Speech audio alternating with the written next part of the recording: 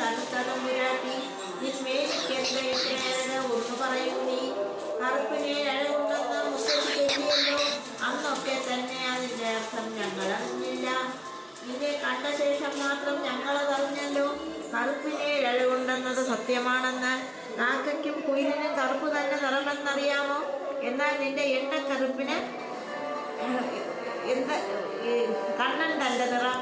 കുയിലിൻ്റെ സ്വരമാതിരി കേട്ടാൽ ഞങ്ങൾ മാനവർ രസിക്കുന്നു. എന്നാൽ നിന്റെ സ്വരമാതിരിയിൽ ഞങ്ങൾ അലിഞ്ഞു പോകുന്നു. ഈ സ്വരമാതിരി എങ്ങനെ നിനക്ക് വന്ന് കിട്ടിയെന്ന് അറിഞ്ഞാൽ കൊള്ളാൻ കറുത്തവണ്ണെ പുന്നാരക്കുട്ടി. നിൻ ചൂളവിളിയുടെ മാതിരിയൊന്ന് വേറെ തന്നെയല്ലോ. ഇതൊക്കെ നിനക്കേകിയ ഈശ്വരൻ വീണ്ടും മഹിമയേറുന്നു. ഞങ്ങളുടെ വീട്ടിൽ ചാരത്തുള്ള ഇലവുമരത്തിങ്കൽ എന്നും പല കിളികൾ വന്ന് സഭ കൂടാറുണ്ട്. അങ്ങനെ ഞാനും നിന്നെ എപ്പോഴോ പരിചയപ്പെട്ടല്ലോ. പിന്നീട് എന്നും നിന്നെ കാണാൻ ഞാൻ അവിടെ എത്തിയിടും. നിന്നെ കാണാതെ ഒരു ദിവസം പോലും എനിക്ക് കഴിയില്ല. എന്നും ഈ സഭയിൽ വന്ന് ഒന്നിരുന്നിട്ട് പോകണം.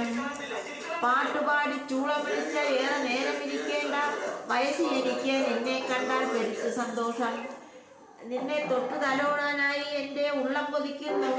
ഒന്നരികെ വന്നുകൂടെ ചക്കര പുന്നാരെ. നിന്റെ യഥാർത്ഥ പേരെന്തെന്ന് എനിക്കറിയില്ല. ജീവശാസ്ത്രത്തിൽ പരിധി നിന്നെ കണ്ടുപിടിച്ചിടാം.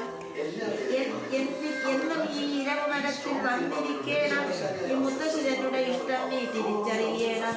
എണ്ണക്കറുമ്പി കാക്കത്തമ്പുരാട്ടി സുന്ദരി പെണ്ണാളെ, കറുപ്പിനഴക മാലോകരെ വിളിച്ചു കാട്ടിയോളെ. പ്രകൃതിതൻ വൈവിധ്യം ഹാ എത്ര അതിശയമേ. പ്രകൃതി അമ്മേ, നിന്റെ മുൻപിൽ ഞങ്ങൾ ശിരസ് നമിക്കുന്നു.